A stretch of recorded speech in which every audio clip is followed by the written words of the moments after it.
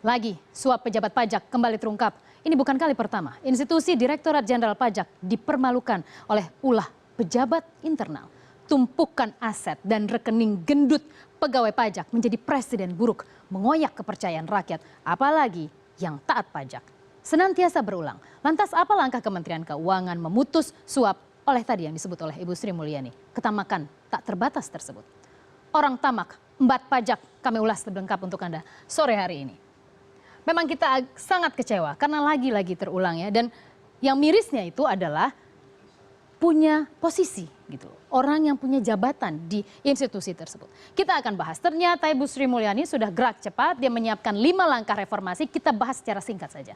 Ada 5 langkah reformasi yang akan dilakukan oleh Sri Mulyani untuk membersihkan institusinya yang sudah ditinggalkannya ketika dia menjabat di World Bank. Tapi kita lihat. Yang pertama adalah dia akan melakukan reformasi sumber daya manusia. Menurut Sri Mulyani, dia tidak hanya butuh orang yang pintar secara intelijensia, tapi dia butuh orang yang punya integritas.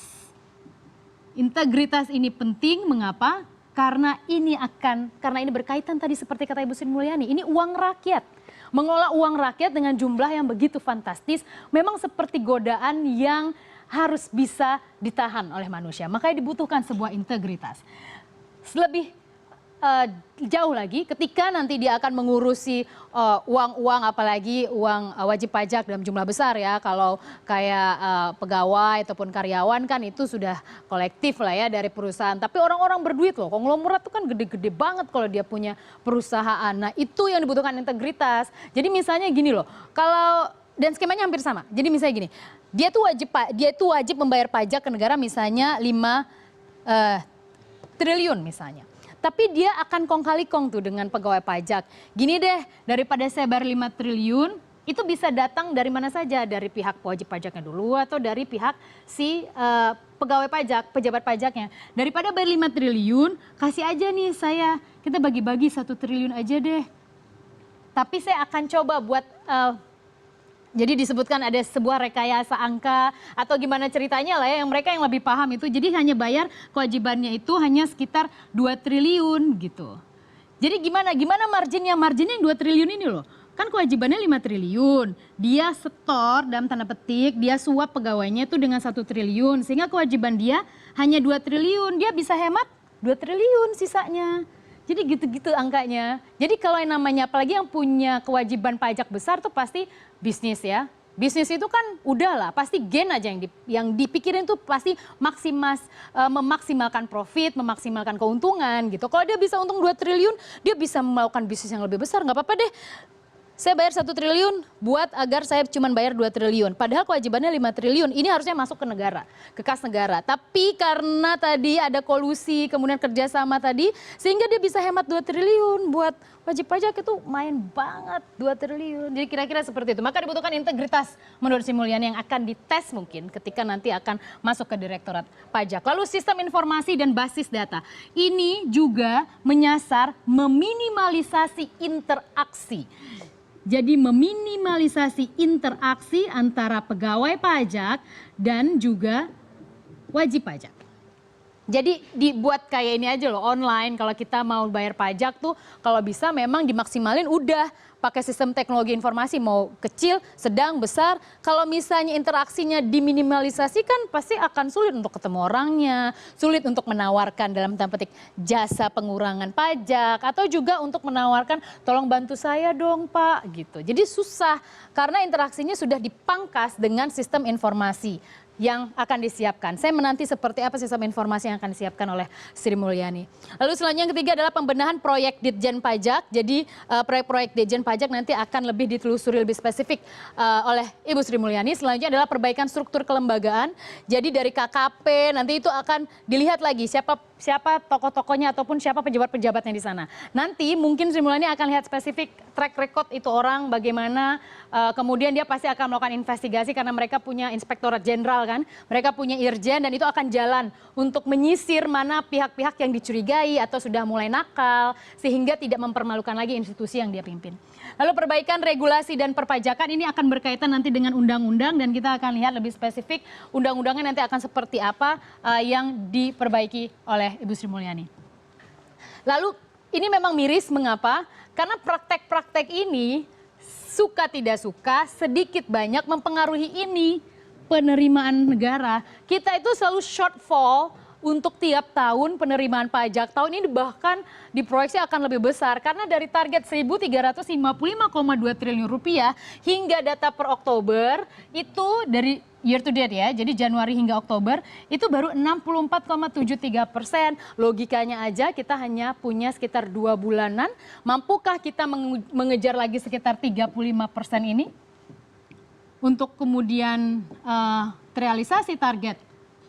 Ya mustahil, pasti shortfall-nya besar. Kenapa tidak, mengapa kecil? Ya bukan tidak mungkin praktek-praktek tadi mengurangi jumlah pajak yang harus dibayar ke negara karena mereka dibayar untuk melakukan dalam tanda petik jasa tersebut, sehingga mengurangi ini loh porsi penerimaan. Dan memang kontraproduktif juga sebenarnya apa yang dilakukan oleh yang tertangkap tangan oleh KPK tersebut. Karena kan sebenarnya ada tax amnesty ya. Apakah tidak cukup gitu yang ditawarkan? Tapi tidak, mungkin lebih, kalau secara hitung-hitungan angka mungkin lebih menarik mendapatkan pengurangan ataupun skema-skema suap oleh Ditjen Pajak ataupun pegawai pajak tersebut. Jadi kita lihat angka ini bisa terpengaruh oleh orang yang melakukan suap ataupun juga mengurangi jumlah yang harus dimasukkan ke negara. Shortfall kita begitu besar tahun 2016 dan pemerintah harus putar otak lagi. Bagaimana caranya untuk bisa merealisasikan target ini? Karena kalau penerimaan kurang, maka akan sangat berpengaruh nantinya penerimaan pajak itu terhadap APBN. Defisit anggaran akan semakin besar karena pajak sendiri berkontribusi 70% untuk penerimaan negara. Jadi ketika ini goyang, ini guncang. Ketika itu terjadi, pemerintah bingung. Dari mana lagi nih? Apa jual surat utang lagi, terbitkan surat utang lagi? Itu adalah instrumen-instrumen yang dilakukan oleh pemerintah. Tapi ini muaranya kecil ya, kayaknya hanya suap 1,9 miliar. Apa ngaruhnya sih ke sini? Sangat ngaruh. Kalau itu dilakukan oleh satu yang ketahuan. Yang nggak ketahuan kan kita belum tahu. Itu akan banyak, itu akan sangat berpengaruh secara signifikan. Dan praktek ini memang harus diberantas. Nggak boleh nggak. Kenapa? Karena ada sebuah trust masyarakat yang terusik di sini. Jadi harusnya mereka itu kan mengelola uang rakyat ya, seperti yang dikatakan oleh Bu Sri Mulyani, itu bukan uang mereka. Itu uang rakyat, uang saya, uang Anda, uang kita semua. Kita pengen uang pajak itu berfaedah. Misalnya apa? Bangun infrastruktur di daerah, kan itu tujuannya untuk memeratakan ekonomi gitu. Tapi kalau misalnya nggak dapat tercapai, ya nggak bangun-bangun kita kalau kayak gitu.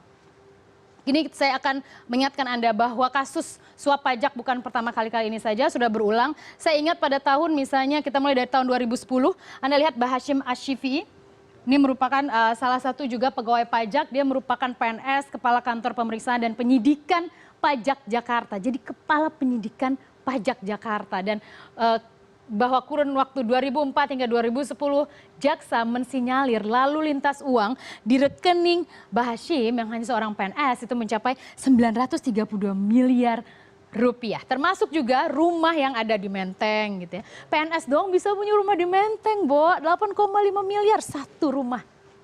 Kemudian dia terindikasi memeras konglomerat Kartini, Anda mungkin masih ingat Kartini Mulyadi sebesar 1 miliar rupiah. Jadi hal tersebutlah yang menarik untuk dibahas. Bagaimana, gini logika sangat sederhana ya. PNS itu kan ada gaji yang sudah ditentukan oleh negara. Kalaupun tunjangan, kemudian ada uang dinas dan sebagainya. Apakah mungkin dia bisa punya uang pada tahun 2004 hingga tahun 2010 tersebut hampir 1 triliun? Gak mungkin. Kalau kita tambah-tambahin juga gak mungkin karena dia ada biaya operasional dan lain-lain. Tapi itu terjadi, diselidiki dan ternyata memang benar ada praktek pencucian uang yang dilakukan dari jasa-jasa yang dia lakukan. Lalu kita lihat ke Juni 2012 ada Tommy Hindratmo. Ini adalah suap restitusi pajak ya, nilai 280 juta rupiah. Jadi ya hampir sama skemanya gitu ya untuk mendapatkan keuntungan pribadi dari kepentingan pajak seseorang. Masih tahun 2012 ini yang paling hot ya. Kalau saya ingat Gayus, saya ingat ketika dia ketahuan nonton tenis kalau nggak salah. Nonton tenis apa nonton sebuah kompetisi, saya ingat berkacamata hitam kemudian ditangkap lagi padahal dia harusnya ada dalam penjara ya. Saya emang suka ingatnya tuh yang nyentrik-nyentrik gitu kan. Menurut saya kalau yang nyentrik itu cepet gitu dan lama tahannya di kepala saya. Baik, kita lihat ini adalah Gayus Tambunan. Kita lihat ini ada pencucian uang, nilainya nggak tanggung-tanggung 925 juta. Dan Anda tahu bahwa Gayus ini nggak punya jabatan sama sekali loh. Dan tidak hanya itu, saya ingat banget pada saat Gayus itu tidak hanya kasus ini saja yang dibongkar, tapi juga ada nama-nama konglomerat yang disebut, kemudian perusahaan-perusahaan migas asing yang juga ada di dia loh. Kalau ngurus-ngurus pajak gitu ya, Anda kebayang Anda ngurus perusahaan migas asing gitu, duitnya tuh nggak ada serinya. Baik, saya ke 2013, April ada Pargono Riyadi, suap pajak pribadi 120 juta rupiah. 2013 ada Dana Widya Mika, gratifikasi uang berupa 3,4 miliar rupiah. Dan yang terakhir adalah yang tertangkap tangan hari ini. Sangat mencoreng, sangat mengecewakan, tapi saya rasa kita harus beri kesempatan untuk Kementerian Keuangan membuktikan bahwa mereka adalah pegawai yang dibayar oleh rakyat dan pasti bekerja untuk rakyat.